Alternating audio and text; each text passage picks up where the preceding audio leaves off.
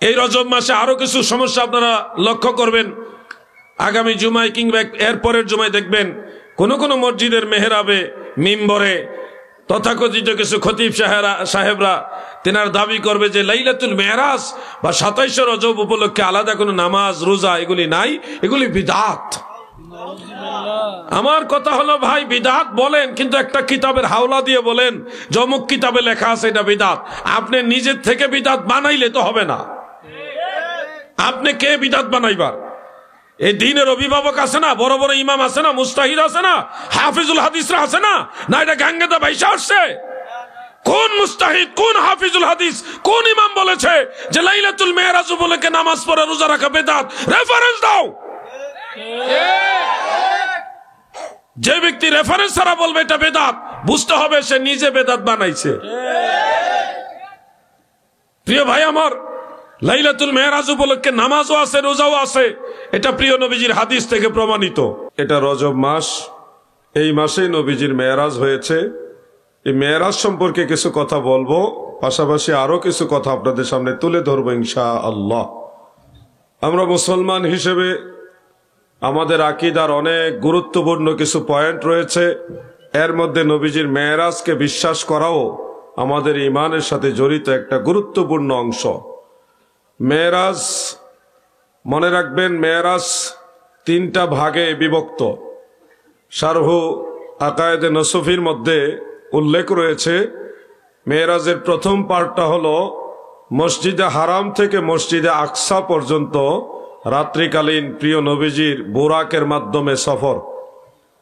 এটা পবিত্র কোরআনের মধ্যে আল্লাহ তাআলা এইভাবে বলেছেন, সুবহানাল্লাযী আসরা বিআবদিহি লাইলাম মিনাল মাসজিদিল হারামি ইলাল মাসজিদিল আকসা ইলা আখিরিল আয়া। আল্লাহ তাআলা নবীজির ইসরা শরীফ, মেরাজ শরীফকে একটি আশ্চর্যজনক ঘটনা বোঝানোর জন্য সুবহানা শব্দটা প্রথমেই প্রয়োগ করলেন। নবীজির অনেকবার মেরাজ হয়েছে, সেগুলো স্বপ্নে যুগে ছিল, রুহানি হালতে ছিল, কিন্তু নবীজির সশরীরে মেরাজ হয়েছে একবার। অন্য সকল মেরাজের ব্যাপারে কোথাও সুবহানা শব্দ আসেনি, কিন্তু নবীজির এই সশরীরে মেরাজের বিষয়টা উল্লেখ করার জন্যেই অন্য সকল মেরাজ থেকে এটা আলাদা, ব্যতিক্রম, এটা বোঝানোর জন্য আল্লাহ তাআলা সুবহানা এই শব্দটা ব্যবহার করেছেন। কারণ এই সুবহানা শব্দটা আশ্চর্যজনক কোনো কিছু শুনলে আমরা বলি, আল্লাহ তাআলার অনেক আশ্চর্যজনক কুদরতের কথা শুনলে, নবীজির মুজিজার কথা শুনলে আমরা তখন সুবহানাল্লাহ বলি। তো আল্লাহ তাআলা নবীজির ইসরা শরীফের কথাটা শুরু করার সাথে সাথে সুবহানা শব্দ ব্যবহার করে বোঝালেন এটা অন্য মেরাজের মতো নয়, এটা ব্যতিক্রম মেরাজ, এটা সশরীরে মেরাজ। সুবহানাল্লাহ বলেন। যার প্রমাণ মুফাসসিরিনে কেরাম এই আয়াত থেকে নিয়েছেন যে আসরা বিআবদিহি, এই আব্দুন শব্দটা আল্লাহ তাআলা ব্যবহার করেছেন। মনে রাখবেন, আব্দুন সাধারণত ওই ব্যক্তি হয় যার রুহু এবং দেহ দুইটা একসাথে আছে।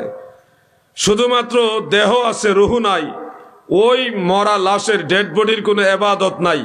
ইবাদত না করতে পারলে সে আর আব্দ হতে পারে না, আবেদ হতে পারে না। অথবা দেহ নাই, রুহু আছে, শুধু আত্মা, এরকম আত্মা তাদেরও কোনো ইবাদত নাই, যার কারণে সে আবেদ হতে পারে না।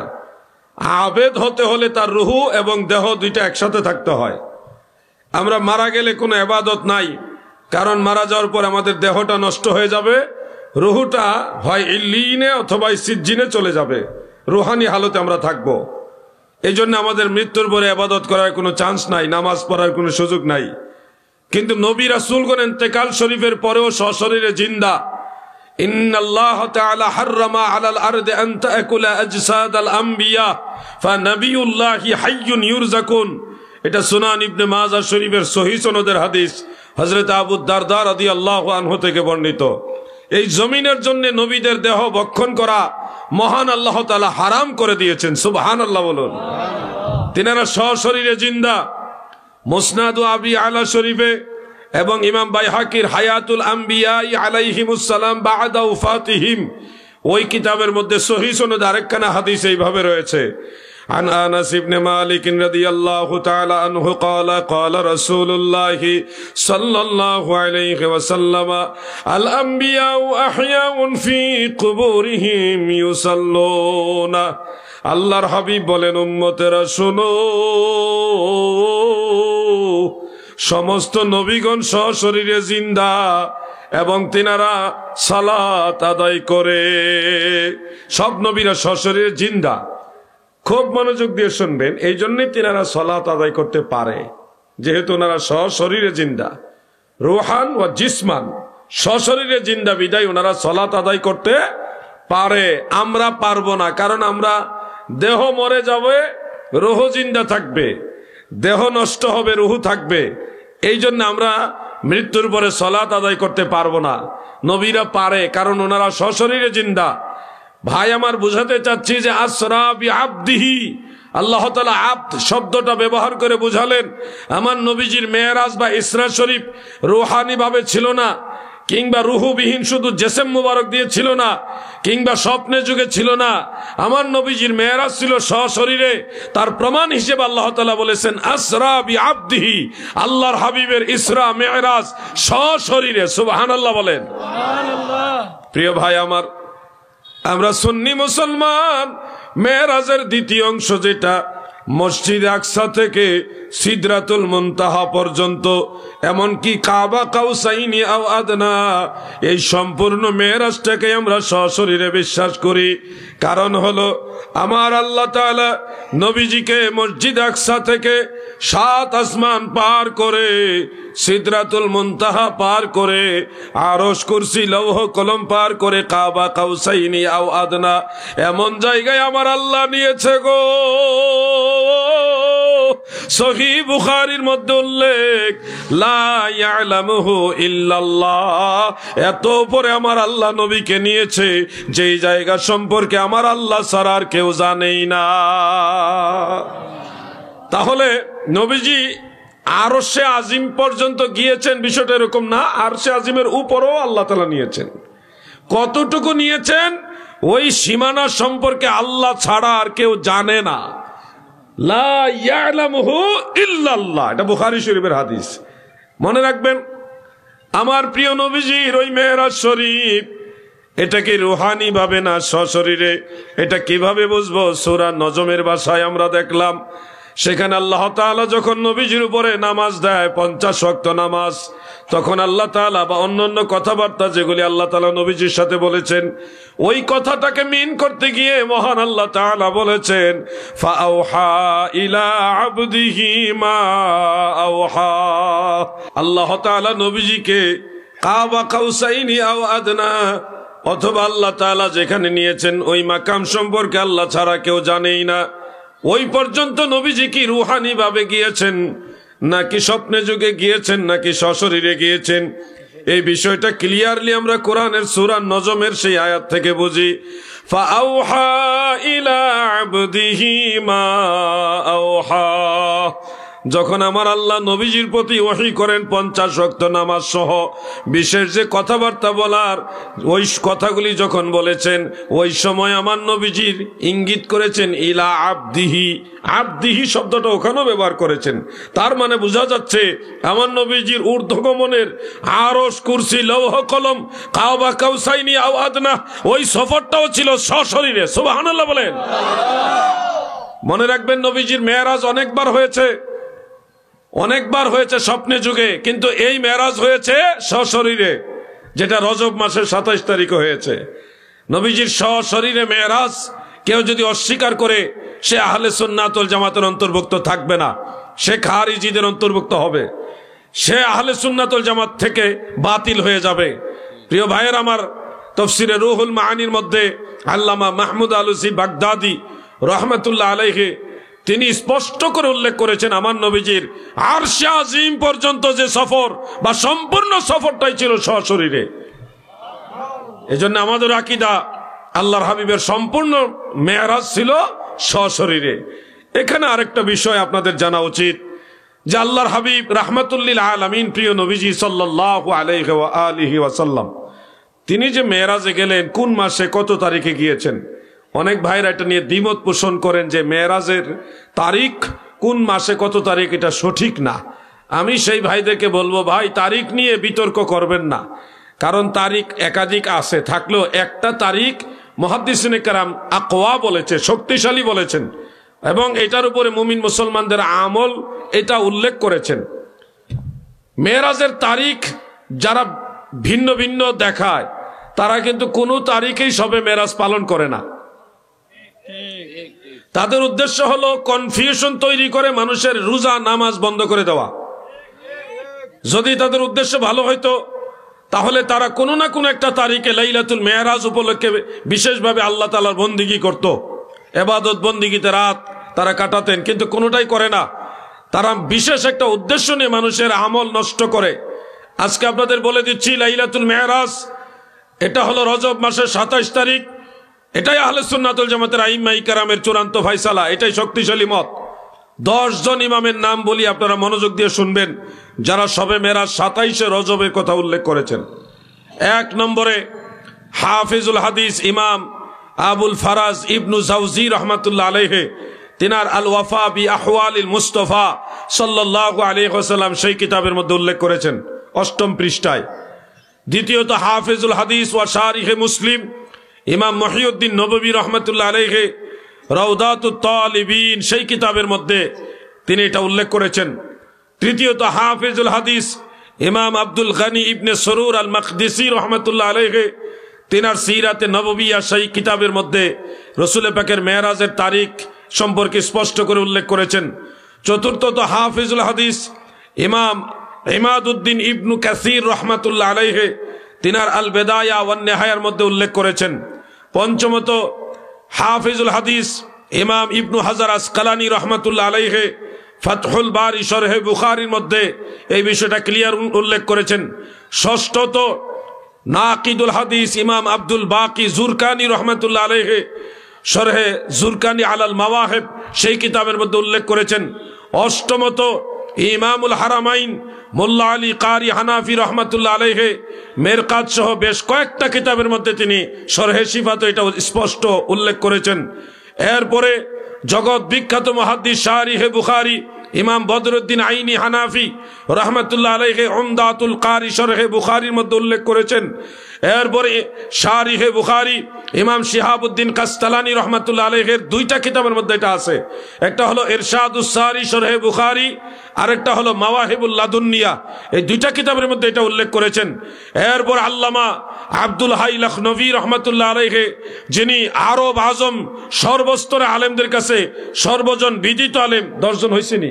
এই 10 থেকে 11 জন ইমাম আরো আছে, আমি যে কজন মনে আছে বললাম, তিনারা সবাই এই সহসা আব্দুল হাই লখনভীর কিতাবটার নাম হলো আসারুল মারফুআ বি আখবারিল মাওদুআ। সেখানে তিনি উল্লেখ করেছেন যে ইন্নাল ইসরা ফি লাইলাতিন 27 মিন রজব, অবশ্যই প্রিয় নবীজির ইসরা বা মেরাজ শরীফ হলো রজব মাসের 27 তারিখ।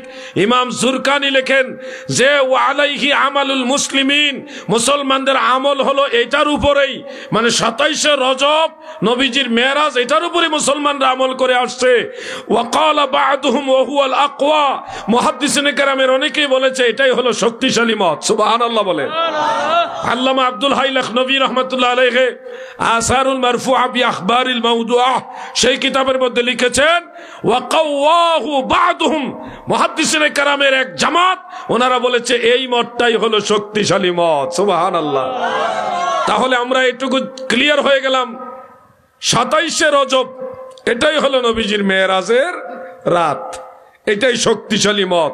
এটার বিরুদ্ধে যদি এখন কোনো কথা কেউ উপস্থাপন করে, সে উপস্থাপন করার পাশাপাশি ওই তারিখে লাইলাতুল মেরাজ পালন করে দেখাতে হবে। আপনি বিরোধিতা করবেন, লাইলাতুল মেরাজ এটাও মানবেন না ওটাও মানবেন না, আপনার যে তারিখের মত ওই মতো লাইলাতুল মেরাজ আমল করবেন না, আমরা যেটা শক্তিশালী হিসেবে জানি এটাও আমল করবেন না। তা আপনার উদ্দেশ্য হলো আমল নষ্ট করা, আপনার উদ্দেশ্য ইখতিলাফ না, আপনার উদ্দেশ্য হলো শয়তানের এজেন্ডা বাস্তবায়ন করা। কারণ শয়তান চায় মানুষের আমল নষ্ট হয়ে যাক। প্রিয় ভাই আমার, এই রজব মাসে আরো কিছু সমস্যা আপনারা লক্ষ্য করবেন। আগামী জুমায় কিংবা এরপরের জুমায় দেখবেন কোন কোন মসজিদের মেহরাবে মিম্বরে তথাকথিত কিছু খতিব সাহেবরা তেনার দাবি করবে যে লাইলাতুল মেরাজ বা 27 রজব উপলক্ষে আলাদা কোনো নামাজ রোজা এগুলি নাই, এগুলি বিদআত। আমার কথা হলো ভাই, বিদআত বলেন কিন্তু একটা কিতাবের হাওলা দিয়ে বলেন যে অমুক কিতাবে লেখা আছে এটা বিদআত। আপনি নিজের থেকে বিদআত বানাইলে তো হবে না। আপনি কে বিদআত বানাইবার? এই দ্বীনের অভিভাবক আছে না, বড় বড় ইমাম আছে না, মুস্তাহিদ আছে না, হাফিজুল হাদিসরা আছে না, না এটা গাঙ্গেদা ভাইসা আসছে? কোন মুস্তাহিদ, কোন হাফিজুল হাদিস, কোন ইমাম বলেছে যে লাইলাতুল মেরাজ উপলক্ষে নামাজ পড়া রোজা রাখা বিদআত? রেফারেন্স দাও। যে ব্যক্তি রেফারেন্স ছাড়া বলবে এটা বিদআত, বুঝতে হবে সে নিজে বিদআত বানাইছে। প্রিয় ভাই আমার, লাইলাতুল মেরাজ উপলক্ষে নামাজও আছে, রোজাও আছে, এটা প্রিয় নবীজির হাদিস থেকে প্রমাণিত। আমি একটা হাদিস আপনাদের শোনাবো যেটা ইমাম আবু বকর বাইহাকি রহমাতুল্লাহ আলাইহির দুইটা কিতাবের মধ্যে আছে। একটা হলো ফাদাইলুল আওকাত, সেই কিতাবের 11 নম্বর এবং 12 নম্বর হাদিস। ইমান লিল বাইহাকি, সেটা 3য় খণ্ডের মধ্যে হাদিসটা উল্লেখ রয়েছে এইভাবে: عن سلمان الفارسي رضي الله تعالى عنه قال قال رسول الله صلى الله عليه وسلم في رجب ليلة ونهار من صام ذلك اليوم كان كمن صام من الدهر 100 سنة ومن قام تلك الليلة كان كمن قام 100 سنة من الدهر 100 سنة وهو 3 بقين من رجب رواه البيهقي في شعاب الإيمان। سبحان الله বলেন। হযরতে সালমান ফারসি রাদিয়াল্লাহু আনহু থেকে বর্ণিত, আল্লাহর নবী বলেন, উম্মতেরা শোনো,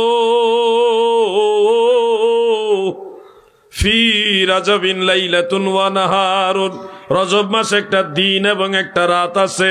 মান সামা যালিকাল ইয়াউমা, যে ব্যক্তি ওই দিনে রোজা রাখে, কানা কামান সামা মিনাদ দাহরি 100 সানা, সেজন্য একটা রোজার বিনিময়ে 100 বছর নফল রোজার সমান সওয়াব পাইল। ওমান কামা তিলকাল লাইলাতা কানা কামান কামা মিনাদ দাহরি 100 সানা, যে ওই এক রাত্রে আল্লাহর বন্দেগী করবে গো, আল্লাহর রাসূল বলেছেন এক রাতের বন্দেগী 100 বছর নফল নামাজ পড়ার সমান সওয়াব হয়ে যাবে। ওয়া সালাসুন মিন বাকিনা মিন রজব, এই দিনটা হলো রজব মাসের 3 দিন বাকি থাকতের দিন। তার মানে 30 দিনে যদি মাস ধরেন, 3 দিন মাইনাস করে দিলে আর কত? 27 রজব। রাতের বেলা নফল বন্দেগী, দিনের বেলায় নফল রোজা, এই দুইটা বিষয় করার জন্য আল্লাহ রাসূল বলে গেছেন। আমাদের দেশের তথাকথিত ইসলামী ছিনতাইবিদরা, আমল চোরের দলেরা নিজেরা আমল করে না, মানুষকে আমল করতে দিবে না, কথাই কথাই শুধু বলে বেদাত বেদাত। তোমরা যদি বেদাত প্রমাণ করতে পারো, দলিল দিয়ে আমাদের কাছে নিয়ে আসো যে বেদাত। এই হাদিস শরীফ যেটা আমি শোনালাম, এটার সনদের মান হলো হাসান। ইমাম বাইহাকি বলেছে হাদিসের সনদের মান হাসান। আমি যখন এই হাদিসকে হাসান বলেছিলাম, কওমি অঙ্গনের একজন আলেম আমার বক্তব্যের সাথে দ্বিমত পোষণ করে বলেছিলেন এটা হাসান নয়, জয়ীফ। আমি প্রথমেই ওনাকে বলেছিলাম জয়ীফ হলেও আমাদের অসুবিধা নাই, কারণ জয়ীফ সনদের হাদিসের উপর আমল করা জায়েজ আছে। এই ব্যাপারে উম্মতের ইজমা হয়ে গেছে। আর ইমাম বাইহাকি নিজে বলেছে এটা হাসান, তো উনি বলতেছে হাসান কোথায়, এটা তো জয়ীফ লেখা। অর্থাৎ ওই হাদিসের বরাবর নিচে টিকার মধ্যে উনি দেখছে জয়ীফ লেখা, এই জন্য জয়ীফ ধরে নিছে। কিন্তু উনি জানে না এখানে 3টা হাদিস, 11, 12, 13। খুব খেয়াল করে শুনবেন। 11 নম্বর হাদিস হলো এটা যেটা আমি শোনালাম। 12 নম্বর হাদিস, ওখানে লেখা আছে এই হাদিসটা পূর্বের হাদিসের মতোই, আর এই হাদিসের সনদ হাসান। আপনারা বলুন, 12 নম্বর হাদিস 11 নম্বর হাদিসের মতোই, আর এই হাদিসের সনদটা হলো হাসান। তাহলে 11, 12 দুইটাই তো হাসান বুঝাইলো, কথা বুঝেননি? 12 নম্বর হাদিস 11 নম্বর হাদিসের মতোই হুকুম বলতেছেন। আর 12 নম্বর হাদিসের সনদ হাসান। তাহলে তো 11, 12 দুইটাকে উনি হাসান বললেন। এখন আমি যখন হারে হারে বুঝাই দিলাম, একবার অক্ষর অক্ষরে বুঝাই দিলাম, তখন ওই ভাই সাহেব চুপ হয়ে গেছে। আসলে এনারা গবেষণা না করে মানুষের আমল নষ্ট করে দেওয়া, এটা হলো তাদের মূল টার্গেট। আল্লাহ ফিতনা থেকে মুসলিম উম্মাহকে হেফাজত করে, বলেন আমিন। সবাই বলেন আমিন। সবে মেরাজের রাত্রে যতটুকু সম্ভব নফল বন্দেগী করবেন, অন্ততপক্ষে 12, 15, 20 রাকাত বা 30, 40 রাকাত, যতটুকু সম্ভব হয় আপনারা নফল নামাজ পড়বেন, কোরআন তেলাওয়াত করবেন, জিকির আজকার করবেন, তাসবিহ তাহলিল করবেন, নেক আমল করবেন, দোয়া মুনাজাত দিয়ে মিলাদ কিয়াম সহ, সম্ভব হলে কবর জিয়ারতও এর সাথে শরীক রাখবেন। সব কিছু মিলিয়ে কিছু আমল করার চেষ্টা করবেন। বান্দার সাথে আল্লাহর সম্পর্ক তৈরি হয়, এরকম আমল আমাদের জীবনে যেন বাড়ে, এটা আমাদের সকলের খেয়াল রাখা উচিত। ভাই আমার, এখন এই জমানায় যারা ফতোয়াবাজি করে, আজ থেকে 20 বছর আগে, বেশি দিন না, 20 বছর আগেও এত ফতোয়া ছিল না, কিন্তু আমল বেশি ছিল। এখন ভালো করে দেখেন, আজ থেকে 20-25 বছর আগে এত পরিমাণে আলিম ছিল না, কিন্তু আমল ভালো ছিল। এখন আলিম সংখ্যা বাড়ছে, ফতোয়ার সংখ্যা বাড়ছে, আমল কমছে। এগুলি খেয়াল রাখবেন। আজ থেকে 20 বছর আগে এত শায়েখ ছিল না, কিন্তু বাড়ি বাড়ি কোরআন তেলাওয়াত ছিল। শবে বরাত, শবে মেরাজে, শবে কদরে রাত জেগে ইবাদতের আনন্দ উৎসব বয়ে যেত, মানুষ আনন্দের সাথে ইবাদত করত। ছোট ছোট বাচ্চারা এই মসজিদে মিলাদ পড়তো, তারপরে খাইতো, ওই মসজিদে 4 রাকাত 2 রাকাত নামাজ পড়তো, আবার আরেক মসজিদে গিয়ে সিন্নি খাইতো, আবার আরেক মসজিদে গিয়ে জিকির করতো, আবার সিন্নি খাইতো। সারা রাত শুধু মসজিদে নামাজ পড়তো, জিকির করতো, মিলাদ পড়তো, ওয়াজ শুনতো আর সিন্নি খাইতো। এটা ইবাদতের আনন্দ। বাচ্চারা মসজিদে মসজিদে যাবে, কোন মসজিদে নামাজ পড়বে, কোন মসজিদে ওয়াজ শুনবে, কোন মসজিদে জিকির করবে, তারপরে সিন্নি খাবে। এটা একটা ইবাদতের আনন্দ। কিন্তু এখন সেই ইবাদতের আনন্দ নাই। এখন সবাই শায়েখ, জেনারেটর শিক্ষিত শায়েখ, মারাত্মক শায়েখ, তার ফতোয়ার যন্ত্র নাই, এলাকার মানুষ টিকতে পারে না, এত ফতোয়া সে জানে। নিজের নাম আরবিতে লিখতে পারে না, সেও শায়েখ। শায়েখের ঠেলায় দেশটা একেবারে উলট পালট হয়ে যেতেছে। আমলের খবর না, হে শায়েখ হয়ে গেছে। এই শায়েখ দিয়ে আমি করবো কি, যে আমল করে না? মানুষ আমল করলে তাকে বিদাতের ভয় দেখায়। আজকে আপনাদের বলি, সব বিদাত খারাপ না, কিছু বিদাত আছে জায়েজ, বরং দরকার। আমি আপনাদেরকে এটুকু বলে যাচ্ছি যে বিদাত মূলত 2 প্রকার। এক ধরনের বিদাত বিদাতে হাসানা, আরেক ধরনের বিদাত হলো বিদাতে সাইয়্যা, মানে একটা উত্তম বিদাত আর একটা মন্দ বিদাত। আমি উদাহরণ দেওয়ার জন্য বোঝানোর স্বার্থে বলছি, আপনাদের এলাকায় মসজিদে দান বাক্স আছে? আপনারা কি জানেন মসজিদের দান বাক্স বিদাত? জানেন না? তাহলে শুনুন, প্রিয় নবীজি, সাহাবাই কারাম, তাবিঈগণ, তেনাদের জামানায় মসজিদে বা কোনো প্রতিষ্ঠানে দান বাক্স ছিলই না। অনেক পরে এই দান বাক্স আবিষ্কার হয়েছে। সবাই আলেমরা সবাই জানে এটা বিদাত, কিন্তু নাজায়েজ না। এটা বিদাত হলেও দান সংগ্রহের জন্য সহযোগিতা করে বিদায়, এটা বিদাতে হাসানা, এটা উত্তম বিদাত, জায়েজ বিদাত, এটা সওয়াবের কাজ। তার মানে বোঝা যাচ্ছে বিদাতের মাঝেও কিছু ভালো বিদাত আমরা গ্রহণ করছি। যদি গ্রহণ না করে থাকেন তাহলে দান বাক্স রাখছেন কেন? দান বাক্স তো সুন্নত না, এটা তো বিদাত, কিন্তু বিদাতে হাসানা। দ্বিতীয়ত, আপনারা মসজিদের মধ্যে নামাজ পড়ার জন্য কাতার সোজা করেন, সেই কাতার সোজা করার স্বার্থে একটা দাগ আছে না নাই? দাগ আছে না নাই? আপনারা কি জানেন মসজিদের কাতার সোজা করার দাগ বিদাত? জানা আছে তো? জানেন না? তাহলে শুনুন, ফতোয়ায়ে শামির মধ্যে উল্লেখ, মসজিদে কাতার সোজা করার দাগ এটা বিদাত। রাসূল পাক সাল্লাল্লাহু আলাইহি ওয়াসাল্লাম, সাহাবায়ে কেরাম, তাবিঈগণ, তিনাদের জামানায় দাগ ছিল না। অনেক পরে কাতার সোজা করার সুবিধার্থে মুসলমানের এই দাগ আবিষ্কার করেছে। যদিও এটা নতুন আবিষ্কার, সালাফদের যুগে ছিল না, পরে আবিষ্কৃত, তথাপিও এটা কাতার সোজা করার কাজে সহযোগিতা করে বিধায় এটা বিদাতে হাসানা, এটা জায়েজ আছে। তার মানে বোঝা যাচ্ছে কিছু কিছু নতুন আবিষ্কার যেগুলি সুন্নত না, বিদআত, কিন্তু উম্মতে মুসলিমা গ্রহণ করেছেন, মুসলমানের এটা গ্রহণ করেছেন। সব বিদআত খারাপ না, যদি খারাপ হয় তাহলে দাগ মিশাও, মসজিদের দাগ মিটায় দাও। তৃতীয়ত আপনাদেরকে আরেকটা প্রশ্ন করি, প্রশ্নগুলি করলে কি আপনারা রাগ করেন? রাগ করবেন, আমি বুঝানোর জন্য বলতেছি। তৃতীয়ত, আপনারা মসজিদে মিনার দেখেছেন? দেখছেন নাইনি? আপনারা কি জানেন মসজিদের মিনার বিদআত? না জানারই কথা, এই ওয়াজ হয় না তো। রাসূল করিম সাল্লাল্লাহু আলাইহি ওয়াসাল্লামের জামানায়, সাহাবায়ে কেরামের জামানায় মিনার ছিল না, তাবিঈদের জামানায় ছিল না। বাদশাহ হিশাম বিন আব্দুল মালিক, ওনার জামানায় এসে সর্বপ্রথম পৃথিবীতে মিনার আবিষ্কার হয়। আউনুল মাহবুদ শরহে আবু দাউদের মধ্যে উল্লেখ।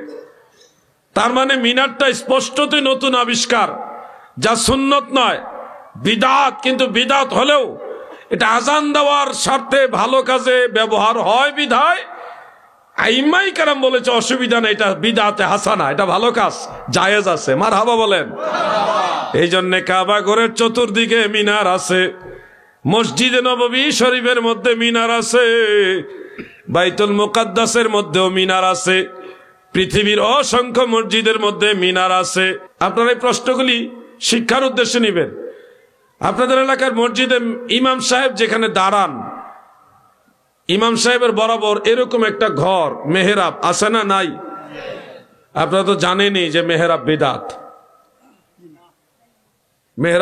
মেহরাব যে বিদআত জানেন না, তাহলে আজকে জেনে রাখুন মেহরাবও বিদআত। রাসূল পাকের জামানায় মেহরাব ছিল না, পরে আবিষ্কার হয়েছে। হারবুন থেকে হলো মেহরাব, মানে যুদ্ধের অস্ত্র রাখার সুবিধার্থে এরকম একটা জায়গা আবিষ্কৃত হয়েছে। যদিও এটা বিদআত, কিন্তু নাজাইজ না, এটা জায়েজ বিদআত, এটা বিদআতে হাসানা। আরো যে একটা প্রশ্ন করি, আপনারা কি জানেন কোরআন শরীফের ভিতরেও বিদআত আছে? টেনশনে পড়ে গেছেন? জের জবর ফের জজম তাসদিদ আছে না নাই?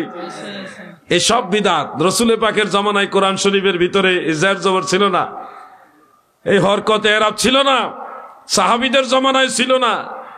বাদশাহ হাজ্জাজ বিন ইউসুফের জামানায় মুসলমানদের কোরআন তেলাওয়াতের সুবিধার জন্য এই জের জবর ফের জজম তাসদিদ পর্যায়ক্রমে এগুলি সংযোজন করা হয়েছে। সংযোজন করাতে আমাদের কি উপকার হয়েছে না ক্ষতি হয়েছে? যদি এগুলি না থাকতো আমরা তো প্রতি শব্দে শব্দে ভুল করতাম। জের জবর থাকাতে আমাদের ভুল হয় না, আলহামদুলিল্লাহ, বা খুব কম ভুল হয়। দাদু, এই জের জবর ফের জজম তাসদিদ হরকত এরাব কোরআনের ভিতরে রয়েছে। উলামায়ে কেরাম সবাই জানে এগুলি বিদআত, কিন্তু এটা বিদআত হলেও নাজাইজ নয়, এটা বিদআতে ওয়াজিবা, জরুরি বিদআত, মুসলমানের জন্য অতীব প্রয়োজনীয় বিদআত। মারহাবা বলেন। এই বিদআত সওয়াবের কাজ, এটা নাজাইজ না। তার মানে আমি বুঝাতে চাচ্ছি, ইসলাম ধর্মে অনেক বিদআত আমরা আমল করি। যারা মিলাদ বিদআত, শবে বরাত বিদআত, শবে মেরাজ বিদআত, এই ধরনের ফতোয়া সাপ্লাই দেন, তারা নিজেরাই অনেক বিদআতের সাথে জড়িত। যেমন একামত দেওয়ার আগেই অনেক মসজিদে বলে, মুয়াজ্জিন সাহেব দাঁড়িয়ে কাতার সোজা করুন, মোবাইল ফোন বন্ধ করুন। একামত হওয়ার আগেই বলে কিনা ভাই? এটা একটা জঘন্য বিদআত। একামতের আগে কোন মুসল্লিকে দাঁড়িয়ে কাতার সোজা করুন বলা যাবে না, রাসূলের সুন্নতের খেলাফ এটা। প্রিয় নবীজি একামত শেষ হওয়ার পরে বলতেন কাতার সোজা করুন। এখনো মক্কা মুকাররমায়, মদিনা মুনাওয়ারায় একামত শেষ হলে ইমাম সাহেবরা আরবিতে বলে সফু সুফুফাকুম, তোমরা দাঁড়িয়ে কাতার সোজা করো, এভাবে বলে। এখনো মক্কা মদিনাতে বলে। একামতের আগে যারা বলে দাঁড়িয়ে কাতার সোজা করুন, তারা বিদআত করছে, কারণ এই সিস্টেমটা সুন্নতের বিপরীত। একামত শব্দের অর্থ হলো দাঁড় করানো, মানে একামত দিলে আপনারা দাঁড়াবেন। একামতের অর্থই হলো এটা দিলে আপনারা দাঁড়াবেন। তো এখন যদি একামতের পূর্বেই দাঁড়িয়ে যান, তাহলে একামত দেওয়ার আর কোনো অর্থ থাকে না, একামতটাই নিরর্থক হয়ে যায়। মনে রাখবেন এ কথাগুলো। ইমাম সাহেব বলবেন একামত শেষ হইলে ইমাম সাহেব বলবেন দাঁড়িয়ে কাতার সোজা করুন, মুয়াজ্জিন নয়। মুয়াজ্জিনের দায়িত্ব একামত দেওয়া, আর ইমামের দায়িত্ব কাতার সোজা করুন এই কথা বলা। সুন্নতের খবর নাই, নিজে বিদআতের উপরে আমল করে আর মিলাদ কিয়ামের বিরুদ্ধে লাগছে। শোনো ভাই আমার, বন্ধুরা আমার, দিলের কান লাগায় শুনুন। আমি যদি বলি একে একে বলি তাহলে অনেক কথাই আসবে। একামত ইমাম সাহেব যখন মেহরাবে উপস্থিত থাকবে, ইনকান আল ইমামু ফিল মসজিদ, ইমাম যদি পূর্ব থেকে ইমামতির মুসাল্লায় মেহরাবে উপস্থিত থাকেন, তখন হানাফি মাযহাবের মাসআলা হলো ফাইজা ক্বালাল মুয়াজ্জিনু হাইয়া আলাস সালাহ, মুয়াজ্জিন যখন হাইয়া আলাস সালাহ বলবে তখন ইমাম মুক্তাদি সবাই দাঁড়াবেন। এটা নবীজির সুন্নত। দয়াল নবীজি যখন মুয়াজ্জিন হাইয়া আলাস সালাহ বলতেন তখন নবীজি দাঁড়াতেন। মুসান্নাফু আব্দুর রাজ্জাকে হাদিস আছে। এর আগে দাঁড়ানোর দরকার নাই, এর আগে মুয়াজ্জিন সাহেব একামত দিবে, আপনারা হাইয়া আলাস সালাহর সময় দাঁড়াবেন। দাঁড়ায়া ইমাম সাহেবের উচিত তিনি যেন কাতার সোজা হয়েছে কিনা এটা ভালোভাবে লক্ষ্য করেন, এটা ওনার দায়িত্ব। শুধু নামাজ পড়ানো ওনার দায়িত্ব না, কাতার সোজা হয়েছে কিনা এটা খেয়াল করা, এই ব্যাপারে ঘোষণা দেওয়া ইমামের দায়িত্ব। মনে রাখবেন দাদু, সুন্নতের আমল কোনটা আমরা অনেকে জানি না, বিদআতের সাগরে ঢুকে থেকে মুনাজাত বিদআত চালাইতেছি। ও ভাই আমার, বন্ধুরা আমার, আমাদের দেশে আরেকটা জঘন্য বিদআত হলো, সবচেয়ে মারাত্মক খারাপ বিদআত হলো গায়ে হলুদের অনুষ্ঠান। বর্তমানে যে গায়ে হলুদের অনুষ্ঠানের নামে বড় বড় বক্স লাগিয়ে ছেলে মেয়ে নৃত্য করে, গান বাজনা বাজিয়ে ছেলেরা মেয়েরা নাচে, এবং ছেলেদের বিয়ের সময় ভাবি দিয়ে মহিলা দিয়ে গোসল করায়, এটা জঘন্য বিদআত, কবিরা গুনাহ, হারাম। আপনার ছেলেকে এটা ঠিক কইেন না, বাড়িতে গেলে আবার ধরতেও পারে।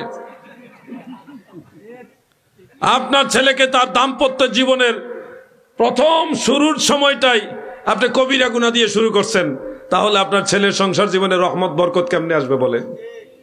আপনি তো বিসমিল্লাহ যে শুরু করবেন ভালো কাজ দিয়ে শুরু করেন না, শুরু করছেন কবিরা গুনাহ দিয়া। অতএব ছেলে হোক মেয়ে হোক, বিয়ের শুরুতে গায়ে হলুদের অনুষ্ঠানের নামে এই ধরনের বেহায়াপনা কাজ আপনারা করবেন না। বলেন ইনশাআল্লাহ, সবাই বলেন ইনশাআল্লাহ। প্রিয় ভাই আমার, এবার আসুন আরেকটা বিদআতের কথা আপনাদেরকে শোনাই। প্রতিনিয়ত অনেক বিদআত আমরা করি, অনেক বিদআত রয়েছে ভালো, অনেক বিদআত রয়েছে গুনার কাজ। এবার একটা ভালো বিদআতের কথা বলবো, আর একটা মন্দ বিদআতের কথা বলবো। ভালো বিদআতের কথাটা তো সবার জন্যই ভালো হবে, মন্দ বিদআতের কথাটা বললে কারো না কারো উপরে গিয়ে পড়তেও পারে, রাগ হবেন না, শিক্ষার জন্য নিবেন। ভালো বিদআত হলো, আমার ভাইয়েরা বন্ধুরা দিলের কান লাগায় শোনো, ভালো বিদআত হলো জুমার নামাজে আমরা যে ইমাম সাহেবের খুতবা শুনি, সেই খুতবার মধ্যে দ্বিতীয় খুতবার ভিতরে 4 খলিফার নাম উচ্চারণ হয়, ইমাম হাসান ইমাম হুসাইনের নাম উচ্চারণ হয়, খাতুনে জান্নাতের নাম বলা হয়, নবীজির 2 চাচার নামও বলা হয়, হয় কিনা? আল্লাহ রসুলের জামানায় খুতবার মধ্যে 4 খলিফার নাম, হাসান হুসাইনের নাম, মা ফাতেমার নাম, নবীজির চাচাদের নাম ছিল না, কারণ ওই সময় তো 4 খলিফা 4 খলিফাই হয় নাই। নবীজির জামানায় ওনারা কি খলিফা হয়েছে? তাহলে খলিফা হিসেবে ওনাদের নাম খুতবায় আসা, এটা তো চিন্তা, সহজ বিষয়টা বুঝেন, চিন্তার বিষয়, যেটা আসবেই না। 4 খলিফার জামানায়ও সানি খুতবার মধ্যে 4 খলিফার নাম ছিল না। আরো পরে হযরত ওমর ইবনু আব্দুল আজিজ রহমাতুল্লাহ আলাইহি, ফকিহ তবকার তাবেঈ, ওনার জামানায় এসে এই 4 খলিফার নাম হাসনাইনে কারিমাইনে আলাইহিমাস সালাম, খাতুনে জান্নাত হযরতে ফাতেমাতুজ জাহরা রাদিয়াল্লাহু তাআলা আনহা, নবীজির চাচা হযরতে আমির হামজা, হযরতে আব্বাস রাদিয়াল্লাহু তাআলা আনহুমা, ওনাদের নাম সংযোজিত হয়েছে। এটা সবাই জানেন, মুহাক্কিক আলেমরা সবাই জানেন এটা বিদআত, কিন্তু এটা নাজায়েজ বিদআত নয়, জায়েজ বিদাত, বরং এটা সুন্নত বিদাত। মারহাবা বলেন। বে সুন্নত বিদাত আবার হয় কেমনে? সুন্নত বিদাত হয় সহিহ মুসলিমের ওই হাদিস অনুযায়ী, মান সান্না ফিল ইসলামে সুন্নাতান হাসানা, যারা ইসলামের মধ্যে ভালো কোন রেওয়াজ মানে সুন্নতে হাসানা প্রচলন যারা করবে, কানা লাহু আজরুন, তার জন্য রয়েছে সওয়াব, প্রতিদান। তার মানে উত্তম আবিষ্কারগুলোকে আল্লাহর রাসূল সাল্লাল্লাহু আলাইহি ওয়াসাল্লাম এক সুন্নত বলেছেন। ওই দৃষ্টিতে চার খলিফার নাম, হাসনাইনে কারিমাইনের নাম, খাতুনে জান্নাতের নাম, রাসূল পাকের দুই চাচার নাম খুতবার মধ্যে সংযোজন হয়েছে। এটা হলো সুন্নতে হাসানা। এটা কি? সুন্নতে হাসানা মানে বিদআতে হাসানা। এটা জায়েজ আছে, সওয়াবের কাজ, অবশ্যই খুতবার মধ্যে বলার চেষ্টা করতে হবে। এবার মন্দ বিদআত বলবো, নিজের উপরে নিবেন না দাদু গো। ছাত্র বয়সে আমরা সাইড কাটা পাঞ্জাবি পরেছি, এখানে হয়তো অনেকের আছে। সাইড কাটা পাঞ্জাবি অভ্যাসজনিত কারণে, আদতজনিত কারণে পড়তে পারবেন, অসুবিধা নাই। এটা ধর্মীয় পোশাকের সাথে সাদৃশ্যপূর্ণ একটা পোশাক, এটা আপনি পড়তে পারবেন, কোনো অসুবিধা নাই। কিন্তু আপনি যদি বলেন এই কুনাফারা বা সাইড কাটা পাঞ্জাবি সুন্নত, তাহলে হবে এটা বিদআত, গুনার কাজ হবে। অনেক ভাইয়ের আছে মিলাদ বিদআত, শবে বরাত বিদআত, শবে মেরাজ বিদআত, হালুয়া রুটি বিদআত, মুনাজাত বিদআত। বিদআতের ফতোয়ার জ্বালায় টিকা যাইতেছে না, অথচ ওনার পাঞ্জাবির দুই সাইড কাটা। উনি যে পাঞ্জাবি পরা বিদআত ফতোয়া দিচ্ছে, ওনার পাঞ্জাবিটাই বিদআত। কথা বুঝতেছেন না? বেজার হইতেছেন আপনারা? আমি আপনাদেরকে বলছি সব বিদআত খারাপ না, কিছু বিদআত আছে ভালো, আবার কিছু বিদআত আছে বর্জনীয়, এই গুনার কাজ। মসজিদের মধ্যে অতিরিক্ত কারুকার্য করা, প্রয়োজনের বাহিরেও মসজিদে অতিরিক্ত কারুকার্য করা, এটা বিদআতে মাকরুহা। নতুন আবিষ্কার হয়েছে প্লাস এটা গুনার কাজ, মাকরু পর্যায়ের গুনার কাজ। অতিরিক্ত কারুকার্য মসজিদে করা যাবে না। বুঝতেছেন না? বুঝতেছেন না? ওয়াজ বিরুদ্ধে যাইতেছে নাকি ভাই আমার? ফিতনার যুগে আমি কি শোনাবো আপনাদেরকে? হাফেজ তোফাজ্জল হোসেন ভৈরবী সাহেব একটা গজল গাইতো। ভৈরবী সাহেবের নাম মনে আসেনি আপনাদের? খুব মায়ার মানুষ ছিল, আশেক রাসূল ছিল। তিনি মা বাবার ওয়াজ করতেন, চোখের পানি মানুষ রাখতে পারতেন না। নবীর শানে, ওলিয়া উলিয়ার শানে কথা বলতেন, মানুষ খুব মায়ার স্বরে এই কথাগুলি শুনে আনন্দ পাইতো, তৃপ্তি পাইতো। আমল করো নামাজ রোজা, আমল করো নামাজ রোজা, কায়েম করো সুন্নিয়াত, জিন্দাবাদ জিন্দাবাদ নবীর সেনা, জিন্দাবাদ জিন্দাবাদ জিন্দাবাদ নবীর সেনা। আমল করো নামাজ রোজা, আমল করো নামাজ রোজা, কায়েম করো সুন্নিয়াত, আমল করো কায়েম করো সুন্নিয়াত, জিন্দাবাদ জিন্দাবাদ নবীর সেনা, জিন্দাবাদ জিন্দাবাদ জিন্দাবাদ নবীর সেনা, জিন্দাবাদ। আল্লাহর দরবারে হাজার কোটি শুকরিয়া, আল্লাহ আমাদেরকে সুন্নি মুসলমান বানাইছে, বলেন আলহামদুলিল্লাহ। সুন্নি মুসলমান মানে কি? সুন্নি মুসলমান অর্থ হলো যারা নবী করিম সাল্লাল্লাহু আলাইহি ওয়াসাল্লামকে নিজের জীবনের চেয়ে বেশি ভালোবাসে, আহলে সুন্নাত ওয়াল জামাতের আকীদা অন্তরে লালন করে এবং নবীজির সুন্নতের উপরে জিন্দেগি পালন করে, এরা হলো সুন্নি মুসলমান। আমরা হয়তো 100% আমল করতে পারি না, কিন্তু চেষ্টা করি। কি করেন না? একটা ছাত্র পরীক্ষা দিলে 100 মার্কের মধ্যে 100 মার্ক সে নাও পাইতে পারে, 60-70 পাইয়াও তো অনেকে পাশ করে, অনেকে 33 পাইয়াও পাশ করে। তা আমরা চেষ্টা করতেছি। যাদের আকীদা আহলে সুন্নাত আমলে দুর্বলতা, তারা আমলে দুর্বলতা হলো একবার না একবার তারা জান্নাতে যাবে। কিন্তু যাদের আমল আছে, আকীদার মধ্যে ঝামেলা, নবীজিকে মরা নবী বলে, নবীজিকে শেষ নবী মানে না, প্রিয় নবীজির তাজিম তাকরিমের বিষয়গুলি খেয়াল করে না, প্রিয় নবীজিকে কাউবয় বলে, নবীজিকে কর্মচারী বলে। এই ধরনের অবস্থা যাদের রয়েছে তাদের অনেক বেশি আমল থাকলেও হাসরের ময়দানে তাদের ঠিকানা হবে জাহান্নাম। যুবক ভাইরা, আপনাদের উদ্দেশ্যে বলছি, মহান আল্লাহ তাআলা নবীজির প্রতি আদব প্রদর্শন কিভাবে করতে হবে এটা শিক্ষা দিয়েছেন।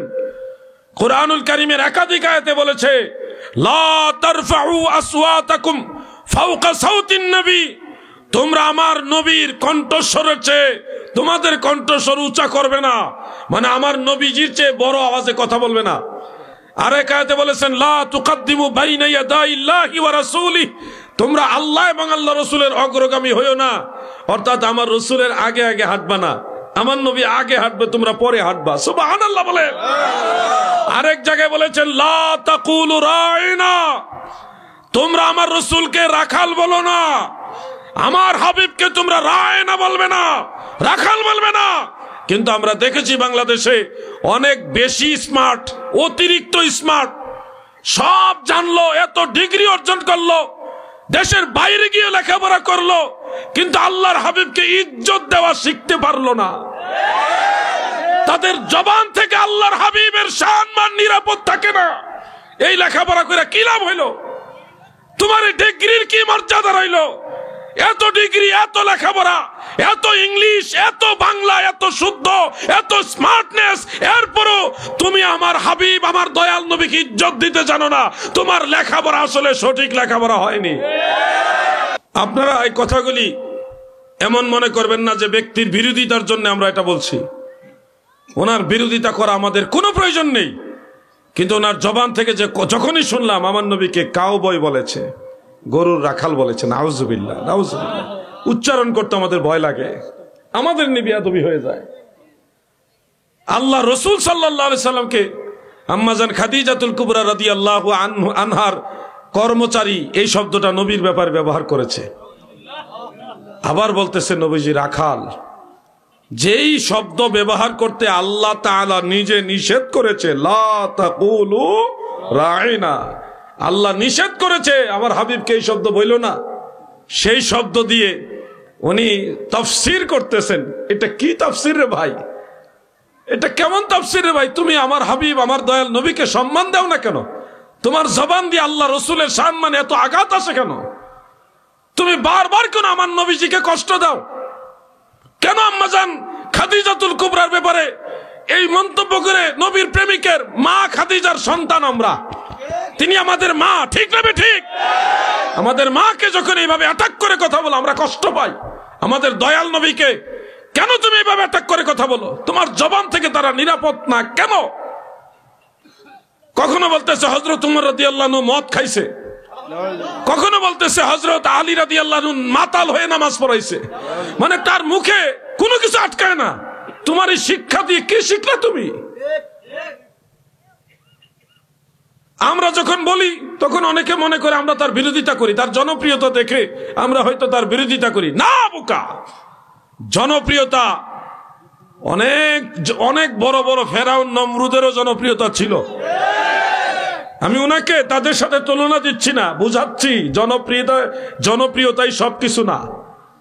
ইবলিসের অনুসারী এই পৃথিবীতে কম না, অনেক অনুসারী আছে, তার মানে ইবলিস সঠিক হয়ে গেছে এরকম না। আমি তুলনা দেওয়ার জন্য বলছি না, বোধোদয় তোমাদের বোধগম্য হওয়া উচিত, তোমরা বোঝা উচিত যে এই শব্দগুলি আমার নবীর ব্যাপারে যায় না। বরং আহলে সুন্নাত ওয়াল জামাতের ফতোয়া হলো ওয়ায়াকফুরু ইযা শাক্কা ফি সিদকিন নবী সাল্লাল্লাহু আলাইহি ওয়াসাল্লাম আও সাব্বাহু আও নাক্কাসাহু আও সাক্কারা। আমার নবীর সত্যতা নিয়ে যারা সন্দেহ পোষণ করবে গো, আমার দয়াল নবীজিকে যারা গালি দিবে গো, আমার নবীজির সম্মানকে যারা তনকিস করবে, ছোট করবে গো, আমার দয়াল নবীজির ইজ্জত সম্মানকে ছোট করে যারা কথা বলবে, দুনিয়ার সব আলেমরা একমত সেই ব্যক্তি কাফের হয়ে যাবে। আমাদের আহ্বান রইল, আমাদের উদাত্ত আহ্বান রইল, আপনি আল্লাহর কাছে মাপ চান, নবীজির কাছে ক্ষমা চান, এতে আপনার ইজ্জত কমবে না। আর যদি এড়ায় যান, কাকে এড়ায় যাইবেন? আমাদের কেন এড়ায় যাইলেন? আল্লাহ এবং আল্লাহ রসুলের দরবারে কি জবাব দিবেন? আপনি তো আমাদেরকে এই কথাগুলি বলেননি, আপনি তো আল্লাহ রসুল সাল্লাল্লাহু আলাইহি সাল্লামকে বলছেন। তা আপনি কি মনে করেন ভাই যে রসুলের পাককে ছোট করে আপনি জান্নাতে চলে যেতে পারবেন? জান্নাতে তো সুজা। আমাদের আহ্বান, উনি যেন আল্লাহর কাছে মাপ চায়, নবীজির কাছে ক্ষমা চায়, তওবা করেন, এতে আপনার সম্মান কমবে না। আল্লাহর হাবিবের কাছে মাপ চাইলে, আল্লাহর কাছে মাপ চাইলে সম্মান কমে না। কমে না কি ভাই? সম্মান কমে না। আল্লাহ যেন তাদের শুভ বুদ্ধির উদয় করেন, বলেন আমিন। মহব্বতে বলেন আমিন। কিছু কথা ইমানের তাকিতে বলতে হবে, না বললে মানুষের ইমান নষ্ট হবে। তাদের এই কথা বেড়াজালে পড়ে অনেক যুব সমাজ বিভ্রান্তির মধ্যে পড়বে। তাদেরকে সাপোর্ট দেওয়ার বহু লোক আসছে। কুফরিকে সমর্থন করাও কুফরি রে ভাই। তোমরা তো বুঝো না ইমান যে কি কঠিন জিনিস। ইমান মনে রাখবা, কেউ যদি বলে আবু জাহেল সে সঠিক ছিল, সেও আবু জাহেলের মতো কাফের হয়ে যাবে। কুফরিকে সমর্থন করাও কুফরি। খবরদার, পাগলামের জিনিস না। তোমার ইমানও যাবে, আর ইমান গেলে আমল বরবাদ। ইমান গেলে আমল কি বরবাদ। আল্লাহ যেন সবাইকে বোঝার তৌফিক দেন, বলেন আমিন। আল্লাহুম্মা সাল্লি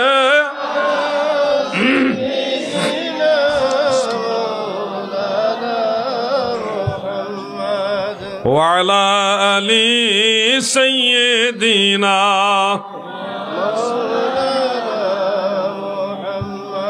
নবীজির ইশকের তীর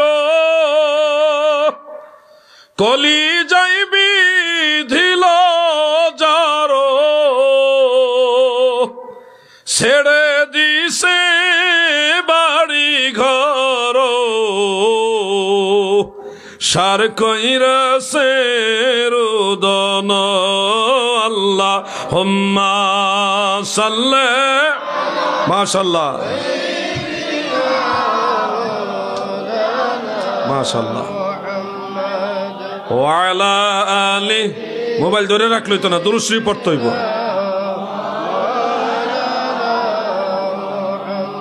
আমার দাদু ভাইয়েরা গো, মাঝখানে কথাগুলি চলে এসছে, আশা করি আপনাদের ক্ষতি হবে না, উপকারী হয়েছে।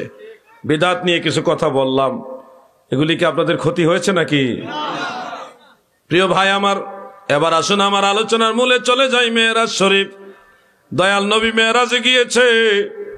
মেরাজের দুইটা ঘটনা আপনাদেরকে বলবো, যেগুলি নবীজি বলেছেন, ছোট ছোট ঘটনা, এবং সেটা থেকে আপনাদের শিক্ষার অনেক কিছু আছে। এর আগে আরেকটা বিষয় বলি, আপনারা বলুন, আমাদের নবীজি মেরাজে গিয়েছেন, আল্লাহকে দেখেছেন নাকি দেখেন নাই? আওয়াজটা দুর্বল হয়েছে, দেখছেননি? নিঃসন্দেহে নবীজি আল্লাহ তাআলাকে দেখেছেন, এটা মনে রাখবেন। অনেক ভাইরা মনে করে মেরাজে নবীজি গিয়েছেন, আল্লাহর সাথে কথাও বলেছেন, কিন্তু আল্লাহ তাআলাকে দেখেননি। আমি তাদেরকে বলবো, ভাই আরেকটু স্টাডি করেন, আপনি আরেকটু স্টাডি করেন, পেয়ে যাবেন। তাড়াহুড়া করে কথা বলা উচিত নয়। যারা বলেন নবীজি আল্লাহ তাআলাকে দেখেননি, তাদেরও দলিল আছে। আমি তাদের দলিলগুলি আগে আপনাদেরকে শোনাই। কোরআনুল কারীমের মধ্যে উল্লেখ, লা তুদরিকুহুল আবসার ওয়া হুয়া ইউদরিকুল আবসার ইলা আখির। আল্লাহ তাআলা বলেছেন, কোন চর্ম চোখ আল্লাহ তাআলাকে দেখতে পারবে না, বরং আল্লাহ তাআলাই সকল চোখের গতিবিধি দেখেন। সুবহানাল্লাহ। এই আয়াতকে সম্বল করে আমার ভাইরা বলেন, আল্লাহ বলছে কোন চোখের পাওয়ার নাই আল্লাহকে দেখার, তাহলে নবীজি আল্লাহকে দেখলো কিভাবে? এই হলো প্রশ্ন ওনাদের। দ্বিতীয়ত, হযরতে মূসা কালিমুল্লাহ আলাইহিস সালাম মহান আল্লাহ তাআলার দরবারে বলেছিল, রব্বি আরিনি, আল্লাহ আপনি আমাকে দেখা দেন গো আল্লাহ, আমি আপনারা দেখতে চাই গো আল্লাহ। মূসা নবীর প্রশ্নের উত্তরে আল্লাহ জাল্লা শানুহু বলে দিলেন, লাং তারানি, তুমি কখনোই আমাকে দেখতে পারবে না। মানে মূসা নবী জমিনের থেকে আল্লাহকে দেখতে চাইলেন, আল্লাহ এটা নাকচ করে দিলেন, দেখা সম্ভব না। এই হলো দ্বিতীয় দলিল যে মূসা নবী যেহেতু আল্লাহকে দেখতে পারে নাই, আমাদের নবী আল্লাহকে দেখছে, তাহলে এটা কোরআনের খেলাফ, কোরআনের খেলাফ। তৃতীয়ত, বুখারী শরীফের মধ্যে উল্লেখ, আম্মাজান আয়েশা রাদিয়াল্লাহু তাআলা আনহা বলেছেন, কেউ যদি বলে নবীজি আল্লাহকে দেখেছে, সেজন্য মিথ্যা বলল। এই দলিল দিয়ে ওনারা দাবি করে থাকেন, তাইলে তো নবীজি আল্লাহকে দেখেছে, এটা সত্য নয়। আমি আবার এই দলিলগুলি আপনাদের বুঝাই দিব। কোরআনও ভুল না, হাদিসও ভুল না, সবই ঠিক আছে। আর আমরা যে বলে নবীজি আল্লাহকে দেখছেন, আগে ওই দলিলগুলি শুনেন, তারপরে বুঝাই দিতেছি। এবার আসুন, বুখারী মুসলিম সহ অসংখ্য হাদিসের কিতাবে একটা হাদিস রয়েছে যেটা উসুলে হাদিসের মানদণ্ডে মুতাওয়াতির পর্যায়ের হাদিস, অকাট্য দলিল। সেটা হলো সকল মুমিন বান্দারা জান্নাতে গিয়ে আল্লাহ তাআলাকে দেখবে। তার মানে বোঝা যাচ্ছে আল্লাহকে দেখা সম্ভব, এটাও দলিল অকাট্য। আল্লাহকে দেখা যাবে। কারা দেখবে? মুমিনরা। বলেন, কারা দেখবে? মুমিনরা। আপনারা জান্নাতে গেলে আপনারাও আল্লাহকে দেখবেন। তাহলে আপনারা দেখতে পারলে আল্লাহ রসুল আল্লাহকে দেখবে না, এটা কেমনে হয়? আমরা পারলে আল্লাহ রসুল সাল্লাল্লাহু আলাইহি সাল্লাম পারে নাই বা নবীজি দেখে না, এটা তো হচ্ছে না, মিলছে না তো। দ্বিতীয়ত খেয়াল করুন, ইমাম বুখারীর উস্তাদ ইমাম আহমদ বিন হাম্বল তার মুসনাদের মধ্যে বিশুদ্ধ সনদে উল্লেখ করেন, عن ابن عباس رضي الله تعالى عنهما قال قال رسول الله صلى الله عليه وسلم رأيت ربي عز وجل। হযরত ইবনে আব্বাস বলেন, আল্লাহর হাবিব রাহমাতুল লিল আলামিন বলেন, উম্মতেরা গো, রাইতু রাব্বি, আমি রাসূলুল্লাহ আমার আল্লাহকে দেখেছি। এই হাদিসটা অনেকগুলি সূত্রে বর্ণিত। তার মানে নবীজি আল্লাহ রসুল নিজেই বললেন, আমি আমার রবকে দেখেছি। বলেন, নবীজির কথা সত্য না মিথ্যা? নবীজির কথা কখনো মিথ্যা হতে পারে না। তাহলে এখানেও বুঝলাম নবীজি নিজেই বলেছে, আমি আল্লাহকে দেখেছি। অপোজিটে আম্মা জান আয়েশা বললেন, কেউ যদি দাবি করে নবীজি আল্লাহকে দেখেছেন, তাহলে সে মিথ্যা দাবি করলো। এই কথাটা ওনার ব্যক্তিগত এবং এটা ব্যাখ্যা সাপেক্ষ। জমহুর সাহাবায়ে কেরাম, হাসিয়াতুস সাহাবী আলা তাফসিরে জালালাইনের মধ্যে উল্লেখ, হযরত ইবনে আব্বাস, হযরত আবু যর গেফারি, হযরত আবু হুরায়রা, হযরত আনাস ইবনে মালিক, এরকম বেশিরভাগ সাহাবায়ে কেরাম বলেছে, ইন্নান নবিয়্য সাল্লাল্লাহু আলাইহি ওয়াসাল্লাম রাআ রাব্বাহু, আমার নবীজি আল্লাহ তাআলাকে দেখেছেন। সুবহানাল্লাহ বলেন। আম্মা জান আয়েশার বক্তব্যটা একক, আর নবীজি আল্লাহকে দেখেছেন এটা সকল বেশিরভাগ সাহাবীদের বক্তব্য। এই তুলনায় বেশিরভাগ সাহাবীদের বক্তব্যটা অগ্রগণ্য। এবার দুই কথার সমাধান কি? কোরআন এবং হাদিস, হাদিস এবং কোরআন তো পরস্পর বিরোধী না। দুই কথার সমাধান হলো ভাই, হাফেজ ইবনু হাজার আসকালানী রহমাতুল্লাহ আলাইহি ফাতহুল বারির মধ্যে উল্লেখ করেছেন।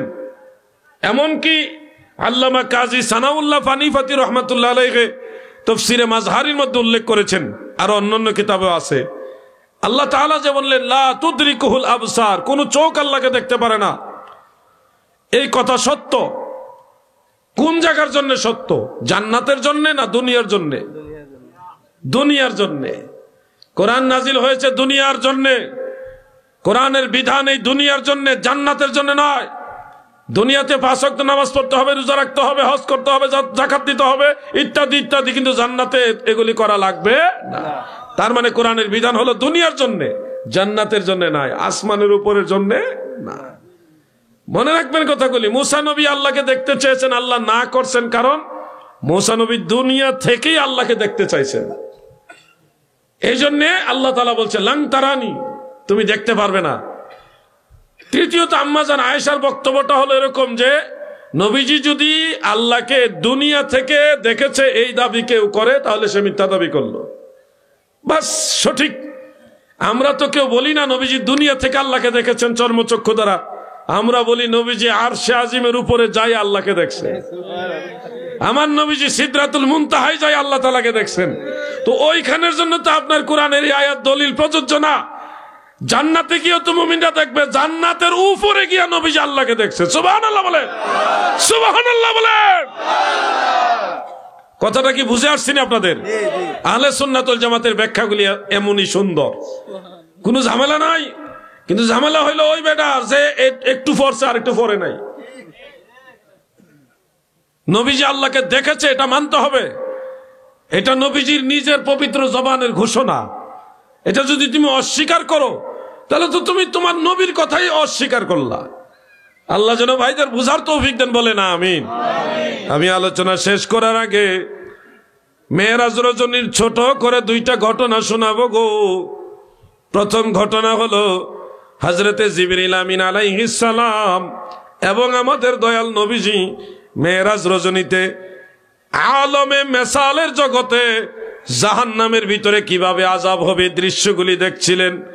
মানে জাহান্নামে কিভাবে আযাব হবে হুবহু এই দৃশ্যগুলি জাহান্নামের মধ্যে আলমে মেসালের মধ্যে আল্লাহ তাআলা সাজায় রাখছেন, ওগুলি দেখাচ্ছেন। জিবরিল আমিন আর দয়াল নবীজি জাহান্নাম পরিদর্শনকালে দেখলেন একটা লোকের পেট উহুদের পাহাড়ের সমান। কিসের সমান? উহুদের পাহাড়ের সমান, মানে 7 কিলোমিটার লম্বা এত বড় পাহাড়, কি বিশাল পাহাড়। ওই লোকের পেট হলো এত বড়, পা দুইটা নরমালি যেরকম থাকে এর চাইতো আল্লাহ আরো চিকন করে দিছে। সে চিৎকার মেরে মেরে কাঁদতেছে, গড়াগড়িও খাইতে পারেন, এত বড় পেট নিয়া গড়াগড়ি খাওয়ার তো শক্তি নাই তার। সে চিৎকার মেরে কাঁদতেছে। দয়াল নবীজি দৃশ্য দেখে বললেন, ভাই জিবরিল, এই লোক এইভাবে চিৎকার মেরে কাঁদতেছে কেন, তার এই অবস্থা কেন? জিবরিল আমিন বলে, নবী গো,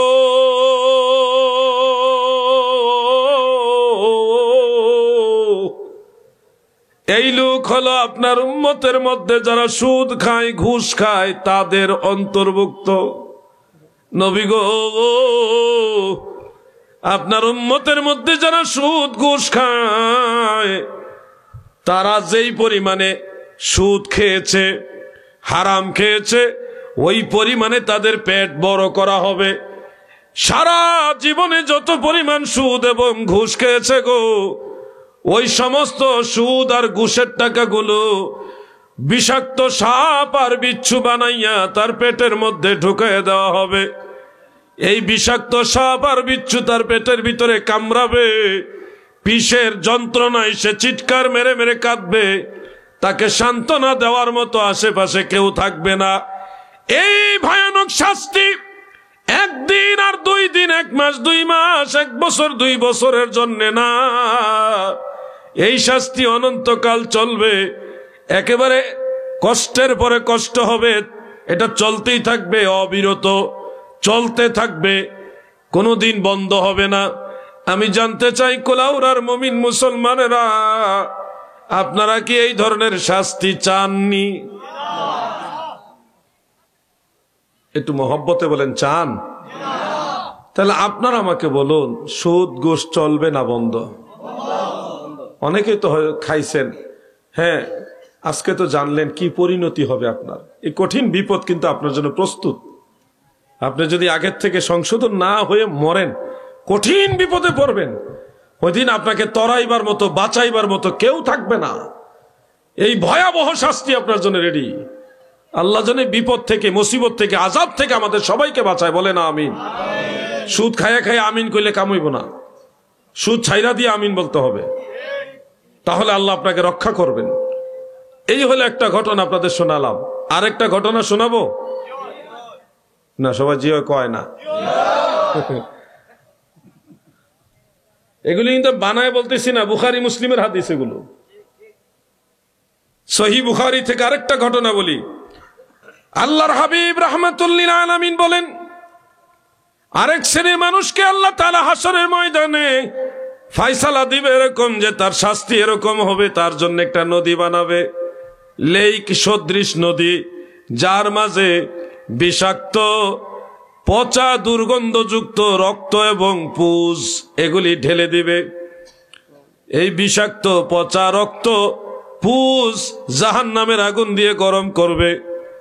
ওই গরম পচা রক্তের নদীর মধ্যে এক শ্রেণীর মানুষকে নামিয়ে দিবে, জোর করে নামাবে। এই গরমের মধ্যে তাস লাগার সাথে সাথে শরীরের চামড়া, শিরা, উপশিরা, গোস্ত এগুলি খসে পড়ে যাবে। আবার সেখানে চামড়া গোস্ত গজাবে, আবার গরমের ছোঁয়া লেগে এগুলি খসে পড়ে যাবে। মানে কষ্টের পরে কষ্ট চলতেই থাকবে, বন্ধ হবে না। আপনার ওই শরীর দিয়া পচা রক্তের নদীর মধ্যে সাঁতার কাটবেন, সাঁতার কাটতে কাটতে এক পর্যায়ে ডুবে যাবেন। ডুবে যাওয়ার পরে আমার আল্লাহ ওই পচা রক্ত পুজ আল্লাহ আপনারে খাওয়াইব। জাহান্নামীদের খাদ্য যেগুলি আছে এর মধ্যে এটা একটা খাবার। আল্লাহ পচা রক্ত খাওয়াবে জাহান্নামীদেরকে, খাওয়াই আবার ভাসায় দিবে, আবার এদিকে গরম, আর একদিকে সাঁতার কাটবেন, রক্ত খাবেন, এই চলতে থাকবে। ওই কিনারের মধ্যে এক শ্রেণীর ফেরেশতা নিয়োগ আছে গো, যাদের হাতের মধ্যে আগুনের পাথর রাখা, ওই পাথর দিয়ে আপনাকে আঘাত করে করে আবার নদীতে নামায় দিবে, কিনারে উঠতে দিবে না। নাউজুবিল্লাহ বলেন। এই শাস্তি কাদের জন্য আমি বলবো? ডরাইতেছে, ভয় পাইতে হবে, নাইলে তো সমস্যা। আপনি খামখেয়ালি করেন না, কঠিন ভয় পাইতে হবে। একবার যদি ফাইসা যান তাহলে কিন্তু ফাইসা গেলেন। এই শাস্তি হবে সুদখোর যারা, তাদের জন্য। বলুন, সুদ খাবেন? এদিকে তাকাইছে এই জন্য এদিকে কইছে জি না, এদিকে কইছে না। সবাই বলেন সুদ খাবেন, কিন্তু আপনারা তো অধিকাংশ সুদের সাথে জড়িত। কি ব্যাংকে অ্যাকাউন্ট নাই? ব্যাংকে অ্যাকাউন্ট নাই? বিকাশ অ্যাকাউন্ট আসেনি? ইন্স্যুরেন্স বীমা আসেনি? কিস্তি কিস্তি নাই? এ সবগুলি তো সুদের কারবার, সবগুলি সুদের কারবার। আবার এই ব্যাংকের যে ইন্টারেস্ট নাম পাল্টাইছে, এখন সুদ কয় না, সুদ পাল্টাইয়া প্রথম নিছে মুনাফা, পরে যখন পাবলিক বুঝে ফেলছে মুনাফা মানে সুদ, পরে কয় না এটা মুনাফা না, এটা লাভ, লভ্যাংশ। এরপরে যখন পাবলিক বুঝে ফেলছে লভ্যাংশ মানে ওইটাই, কয় না এটা ইন্টারেস্ট। ইন্টারেস্ট যেটা আপনারা এখন বিকাশ অ্যাকাউন্টে, ব্যাংক অ্যাকাউন্টে পাচ্ছেন, এটা ইন্টারেস্ট মানে সুদ।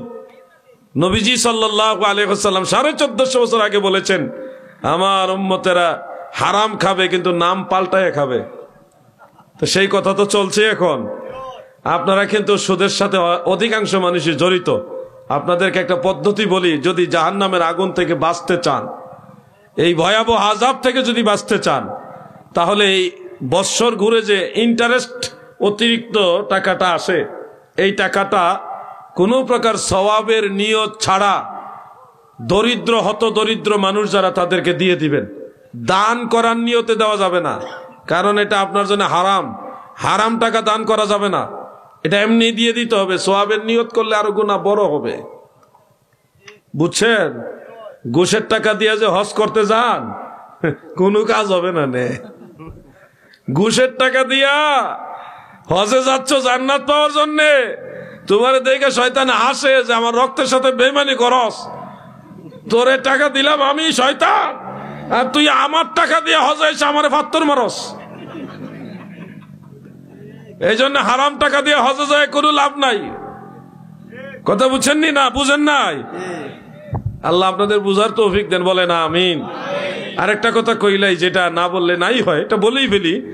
আপনারা অনেকে নিজের বোনের সম্পদ ঠিক মতো বুঝাই দেন না।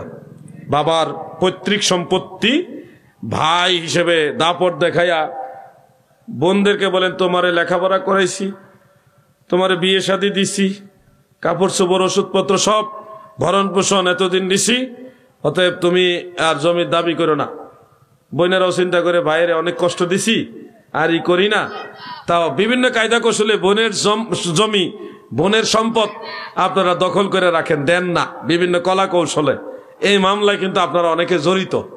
আপনারা জানেন, বোন হোক, ভাই হোক, প্রতিবেশী হোক, কোনো মানুষের জমি যদি দখল করেন, তাহলে এটার বিচার কেমনে হবে জানেন?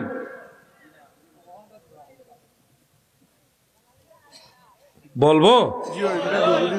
ধরেন বোনের জায়গা জমি বা ভাইয়ের জমি বা যে কোনো মানুষের জমি দখল করছেন, বোঝানোর জন্য বলছি 1 শতাংশ, 1 শতক জায়গা আপনি দখল করছেন, বেশিও হতে পারে কমও হতে পারে।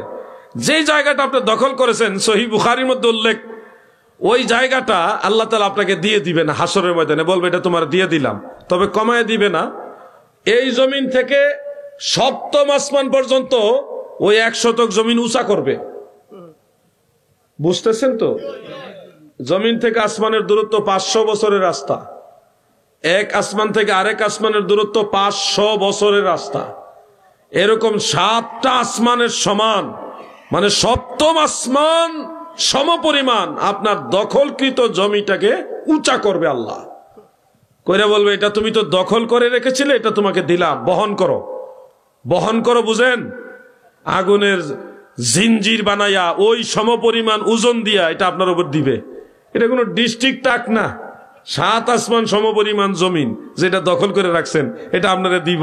না পারবেন বহন করতে, না পারবেন সইতে, আবার আগুনের জিঞ্জির বানাইয়া দিব। এটা চিকন শিকল না, জিঞ্জির না যে গলা জ্বলা দিবে, এমন বড়। বুঝতেই তো পারছেন কত উঁচা কত বড়, পুরাটারে আগুনের জিঞ্জির বানাইয়া আপনার উপরে দিব। এটার ভারে আপনি যে কই যাইবেন, কি করবেন চিন্তা করেন। তাহলে আজ থেকে ভাই বোন পাড়া প্রতিবেশীর জমি বেশি বেশি দখল করবেন, তাই না? বুঝালেন দাদা? দাদা মানে এটা আদরের ভাষা ওই অঞ্চলে, আপনাদের এলাকায় হয়তো আবার আপত্তিকর হইতে পারে। মানে আমাদের ওই অঞ্চলে সম্মানের জন্য ভাইকে, বড় ভাইকে দাদা বলে আর কি, আমি সেটাকে দাদু বলি। আমি আপনাদেরকে অনুরোধ করে বলছি, যদি এই ধরনের কাজ কেউ করে থাকেন, মরার আগে এটা সংশোধন করেন তাড়াতাড়ি। কখন আজরাইল আসবে আপনার কাছে আপনি জানেন না। আর যদি খামখেয়ালি করেন, অবহেলা করেন, তাহলে কঠিন আযাব। এটা কিন্তু আপনাকে বাঁচাইবার মতো কেউ থাকবে না। আপনি মনে করেন না যে আল্লাহ রসুল আপনাকে বাঁচাইতে আসবে, পরের হক যে নষ্ট করে তাকে নবীজি সুপারিশ করবে না। আল্লাহ যেন আমাদের সবাইকে আখিরাত সম্পর্কে সতর্ক হওয়ার তৌফিক দেন, বলেন আমিন। সবাই বলেন আমিন। আমি যতগুলি কথা বলছি দ্বীনের স্বার্থে বলেছি, ঈমান আমলের স্বার্থে বলেছি, ইসলাম এবং আহলে সুন্নাত ওয়াল জামাতের স্বার্থে বলেছি। কারো বিরোধিতার জন্য নয়, কারো মানহানি করার জন্য নয়, আমি কারো অ্যাটাক করার জন্য বলিনি, আল্লাহ এবং আল্লাহ রসুলের জন্য বলেছি। কেউ কি আমার উপরে অসন্তুষ্ট আছেন? আল্লাহর ওয়াস্তে ভাষাগত দিকেও যদি কেউ কষ্ট পেয়ে থাকেন, আমাকে ক্ষমা সুন্দর দৃষ্টিতে দেখবেন, আমল করার চেষ্টা করবেন। আমলের জিন্দেগি হলে আপনি আখিরাতে লাভবান হবেন। রব্বানা যালামনা আনফুসানা ওয়া ইল্লাম তাগফির লানা ওয়া তারহামনা লানাকুনান্না মিনাল খাসিরিন। হে রব্বাল আলামিন, মাওলা গো, আজকের মাহফিল দয়া করে কবুল ও মঞ্জুর করেন আল্লাহ। এই মাহফিলের হাদিয়া সোনার মদিনায় জিন্দা নবীজি রওজা মুবারকে পৌঁছায়া দেন আল্লাহ।